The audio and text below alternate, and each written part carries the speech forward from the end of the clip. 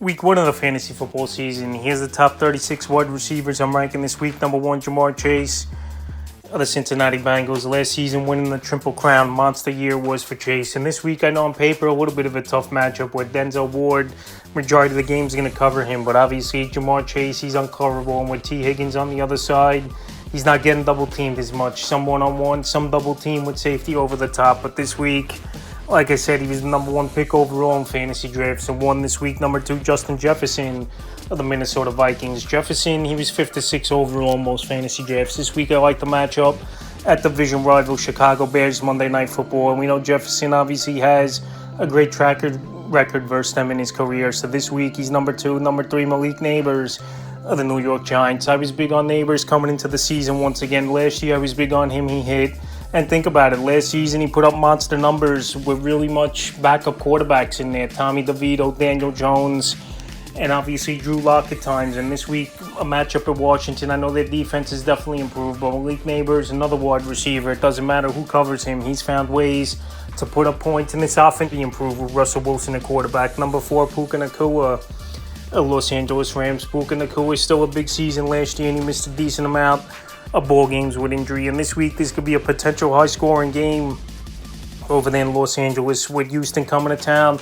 And also as well, Matthew Stafford, he's healthy and ready to go in week 1, which is always a plus. Number 5, CeeDee Lamb of the Dallas Cowboys. CeeDee Lamb is a solid season, I thought, last year for Lamb, even with the Dak Prescott injury majority of the season he was out. And this week, it's a tougher matchup on paper with one of the better secondaries in the league, the Philadelphia Eagles. But I still think Lamb will find the way to put up some numbers in this one. And this could be a game Dallas is trailing early and often and have to put points on the board and throw a whole lot. Number 6, Nico Collins of the Houston Texans. Nico Collins still flying under the radar a little bit, I think, entering this season is Collins. Last year, he was on a tear before he went down with the hamstring injury and still pretty much the only viable option. I know they got Christian Kirk, Jaden Higgins they drafted, but Collins, he's going to be a target monster once again. And this week could be a high-scoring game, like I said, at the Rams. 7, Brian Thomas Jr. of the Jacksonville Jaguars. This week, a good matchup versus Carolina, one of the worst defenses in the league. And Brian Thomas, we saw last year in his rookie year with Mac Jones, a majority of that year, he broke out with 1,200 yards and double-digit touchdowns. So this week versus Carolina, I don't think they have an answer for him. Number 8, Amon-Ra St. Brown of the Detroit Lions. I'm a little low on Brown this week. Tough matchup at Green Bay. And this could be a grinded-out ball game between these two NFC North rivals in this one. So St. Brown, we know he can run all the routes. We know he's been a PPR machine since he's entered the league last season, another year, over 100 catches. And even this week in a down week, he could get you 15, 16 points in PPR leagues. Number 9, A.J. Brown of the Philadelphia Eagles. So maybe I'm higher on Brown coming into this year than last season. Last season, he was ranked in the top 10 going in fantasy drafts overall. And then this year, he was going mid-second, back-end second of fantasy drafts. So this week here, good matchup versus the Cowboys. I don't think DeRon Bland is going to stop A.J. Brown. We know he's a ball hawk, he's Bland, but not really a guy who's that great in coverage. I think Brown in this offense has its way versus Dallas in the opener Thursday. Number 10, Drake London of the Atlanta Falcons. So this week, a good matchup for Drake London versus Tampa Bay, a team he's had a good track record against. It's a division ball game, division rival, and this could be a high-scoring game. I know Michael Penix only started a couple games last season, but Penix, they drafted him high in the NFL draft in 2024, and I think Penix, he could go out there and start targeting London early and often. And like I said, this could be a high-scoring game. Number 11, Tyreek Hill with the Miami Dolphins. People were low on Tyreek Hill coming into the season, but I think Hill, as long as he's healthy, we know what he's capable of, being one of the top wide receivers in fantasy football. So a good game on paper in Indianapolis, fast track, and if Hill and Tua are hitting like they did the first 2 seasons, Hill was there. He could be in for a monster season and a monster game this week. Number 12, Ladd McConkey of the Los Angeles Chargers. So Ladd McConkey, last season, a great rookie season. This week, overseas international ball game versus the Kansas City Chiefs. This is definitely a tough matchup, no doubt about it, for Ladd McConkey coming in. Kansas City, one of the better defenses in the league, especially in the secondary. But I think Ladd McConkey finds ways to get points. Yard after catch, solid, great route runner and good hands. Number 13, Mike Evans of the Tampa Bay Buccaneers. Mike Evans, another 1,000-yard season last year. This week, a good matchup versus Atlanta where it could be high scoring. And Evans and Baker, they've been locked in since Baker became a Tampa Bay Buccaneer a couple seasons ago. So obviously Evans, he's getting a little up there in age, but still matchup problems. Still got deer-like speed where he could burn the secondary. And this week versus Atlanta, I think he's in for some decent numbers. Number 14, Davante Adams, Los Angeles Rams. Davante Adams signed with the Rams right away when free agency started. Stafford, he's back in the lineup. He's not missing any time, even though he had the bad back in training camp. And this offense obviously could be very dynamic, and this could be a high-scoring game. This week versus Houston, 15, T. Higgins of the Cincinnati Bengals. So T. Higgins, big breakout season last year, even with missing a handful of ball games for the Cincinnati Bengals. And this week, a good matchup at Cleveland. And this was the best 1-2 combo receiving room in the NFL with Chase and Higgins last season. So I think Higgins, he could go out there once again, have a good season. And like I said, with one-on-one coverage, that's where he goes out there and puts up his numbers. 16, Jackson Smith-Njigba of the Seattle Seahawks. So JSN last season, it was a monster breakout second year for him. Over 100 catches. Now the number one wide receiver, even though people think Cooper Kupp, because he built rapport pretty quickly in the offseason and training camp with Sam Darnold. He could go out there and put up numbers. But like I said, I think it's going to be a solid season for JSN once again. He was under the radar a little bit, I thought, in some fantasy drafts. And this week, I think it's a solid ball game versus San Francisco, where they've lost a lot of defensive pieces over the last couple seasons. Number 17, Tatora McMillan of the Carolina Panthers. I was big on McMillan coming into the season. This guy could run all the routes. He's got the size advantage, the speed as well. And he's going to be a matchup problem all season long. I know he's on Carolina, not the greatest of outcomes and landing spots, but someone's got to do something over there. And with Thielen traded to the Vikings and Coker out the first 4 games of the year, there's going to be no competition. He's going to be a target monster, especially this week, I think, at Jacksonville. 18, Xavier Worthy of the Kansas City Chiefs. It was a mediocre season in his rookie year. He really got going in the second half last season was Xavier Worthy. And this week, he's going to operate as the number one wideout versus the Chargers in the international game. With obviously Rashee Rice suspended and Hollywood Brown, he's going to play, but he's not a number one wide receiver anymore. Worthy, he could go out there and have a solid performance, and he's already one of the fastest wideouts entering his second year in the NFL. 19, Marvin Harrison Jr. of the Arizona Cardinals. So Marvin Harrison, it was a damn rookie year, 62 catches, 885 receiving yards, 8 touchdowns. But it's tough as well when you play with a talented tight end like Trey McBride, who's one of the better tight ends in the league, and he's going to get his targets and his yards. So this week, I think Marvin Harrison, a nice way to break in a pretty decent matchup in New Orleans where they don't got much going on in that defense. And it's a fast track as well over there. 20, Garrett Wilson of the New York Jets. This week, a tough matchup versus the Pittsburgh Steelers. I expect Jalen Ramsey to be shadowing Wilson a majority of this game. But Garrett Wilson, every year, it doesn't matter who the quarterback's been. For him, he's found ways to put up 1,000 yards in a season. And this week versus Pittsburgh, like I said, target's going to be there. And especially if they're trailing in this game, I think Justin Fields, he's going to force feed Wilson at times or run the football a lot. Those are most likely the best 2 options in this Jet offense this season. 21, Terry McLaurin of the Washington Commanders. And McLaurin, he held out majority, pretty much the whole training camp is McLaurin, but he got paid with the monster 3-year, $96 million deal. But this week, I think he's going to be on a snap count a little bit. Is scary, Terry, where we have to see how many snaps he plays. They got Deebo Samuel over there as well. Obviously, he's his commander team. But I think McLaurin, it's going to take him a few weeks to get back his conditioning up to snuff with things. 22, Devonta Smith, the Philadelphia Eagles. Devonta Smith, he's been a good receiver and a great number 2 option behind A.J. Brown in the receiving room. And this week, it's a great matchup versus the division foe, the Dallas Cowboys, a team he's owned throughout his NFL career is Devonta Smith. So it wouldn't be surprising to me if he goes out there, catches a deep ball or 2, has a pretty solid ball game. 23, Courtland Sutton of the Denver Broncos. So Courtland Sutton, he got the contract extension, number 1 option in the passing game with Bo Nix and the Sean Payton offense.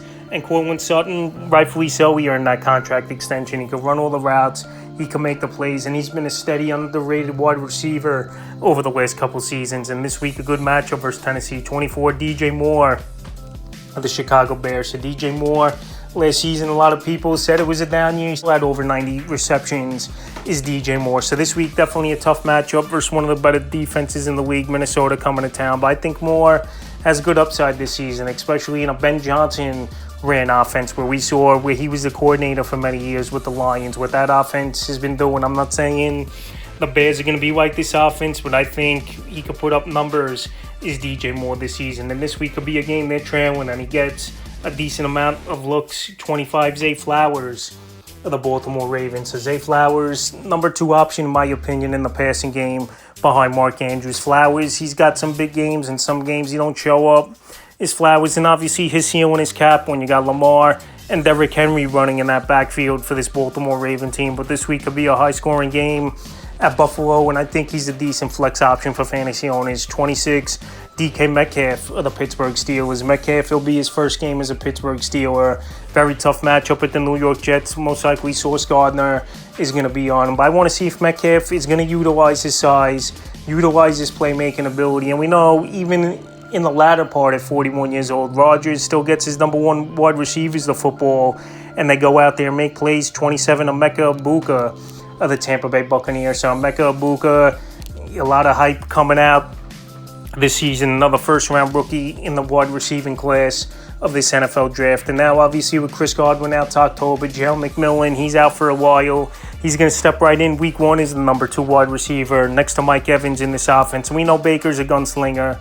He gets that football all over the yard. And Egbuka, this week in a decent matchup at Atlanta, I think could go out there and help fantasy owners. Number 28, Jalen Waddle of the Miami Dolphins. So Jalen Waddle last season was a down year. Injuries have plagued him on and off over the last couple seasons, and I'm not as high on Waddle as other people are. I just think he got his contract, and now he's not playing to expectation and what the contract's worth like he did the first 3 seasons in the NFL. I know this week, pretty good matchup in Indianapolis, not a good secondary, but I just don't trust Waddle that much. I got to see more out of him this season, and especially if Tua went down. This offense as a whole didn't do much last season. 29, George Pickens of the Dallas Cowboys. Pickens, he's in a contract season. Playing next to CeeDee Lamb's going to open up a lot of one-on-one coverage, and arguably Dak Prescott's the best quarterback he's played with in his NFL career. But this week, a very tough matchup in Philadelphia, one of the better defenses, and obviously secondary in the league. But I think this could be a game Philly's up early and often, and Dallas is going to have to throw a whole lot. And now work Pickens into number 3 receiver,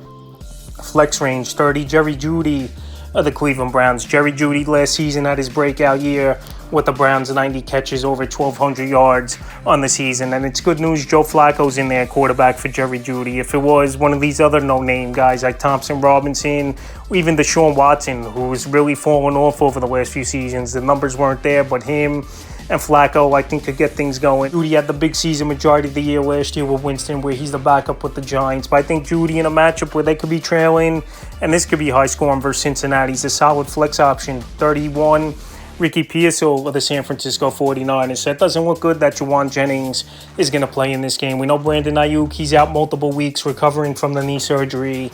And this could be a high-scoring game in Seattle between these 2 division rivals. So Pearsall, I know he didn't show much last season. He got shot early in the year. We didn't see much from him in the second half as well. But now, also with Debo out of town and in Washington, the opportunity is going to be there. 32, Jameson Williams of the Detroit Lions. So J-Mo finally had his breakout season. He stayed on the field last year, and we know he's got the big play ability where he could take a slant to the house 70, 80 yards pretty easily as Jameson Williams. But this week, a tough matchup at Green Bay. And the only thing I've said in other videos as well with Williams, he don't get a lot of targets, but sometimes he don't need a lot of target production. 33, Calvin Ridley of the Tennessee Titans. So coming into the year, I'm bigger on Ridley than what he's ranked here, but this week with a very tough matchup versus one of the best, if not the best defenses in the league, and obviously the best corner in my opinion in the league, Patrick Surtain, most likely shadowing him the whole ball game. And with the rookie Cam Ward starting his first career NFL game, it might be a long day for Calvin Ridley. So like I said, targets will be there, but with this matchup and with Cam Ward at quarterback on a tough test in the high altitude over there in Denver, Ridley this week, he's fading out of that back end 3 receiver production for the week. 34, Stephon Diggs of the New England Patriots. So it looks like Diggs is going to play for this Patriot team. He's easily going to be the number 1 wide receiver coming in. Signed a nice contract in the offseason with Stephon Diggs. We know last year's season was cut short with the ACL. And this week, it's a pretty good matchup versus the Vegas Raiders. Their defense isn't all that good, but we got to see how Diggs reacts after coming off a torn ACL, obviously a major injury, and to see if Drake May have reports. So Stephon Diggs, I'm not that high on him this season, but this week, what a good matchup. And like I said, he is the number one option in an offense. He cracks the top 36, 35 Chris Olave of the New Orleans Saints. So this week, decent matchup versus Arizona. Their defense really isn't that good. But the problem is Spencer Rattler was the starting quarterback for this New Orleans Saints team. And we know he hasn't been good in the opportunities and starts he got last season for this Saints team. And Chris Olave as well has had injury problems and especially concussion problems. Well, like I said, it's him and Rashid Shaheed and Kamara, this whole offense. And this is a game where they could be trailing early and often. And Olave, he could rack up some points in this walk. 36th and final receiver I'm ranking this week's Rome Odunze of the Chicago Bears. So Rome Odunze this week, matchup versus the Minnesota Vikings. They're one of the better defenses in the league. Now Odunze moved up to the number 2 wide receiver after Keenan Allen. He left in free agency, went back to the Los Angeles Chargers. And Odunze last year, he was a top 10 pick in the NFL draft, but he didn't do much. But now with this new offense, under Ben Johnson, who's the offensive coordinator for the Lions, I think Odunze, as the year goes on, can have a good season. But we have to wait and see what Odunze does in this new offense. And like I said, with a tough matchup versus Minnesota, I'm not as high on Odunze as obviously other sites or podcasters going into the week. So that's the top 36 wide receivers I'm ranking for week 1 of the fantasy football season.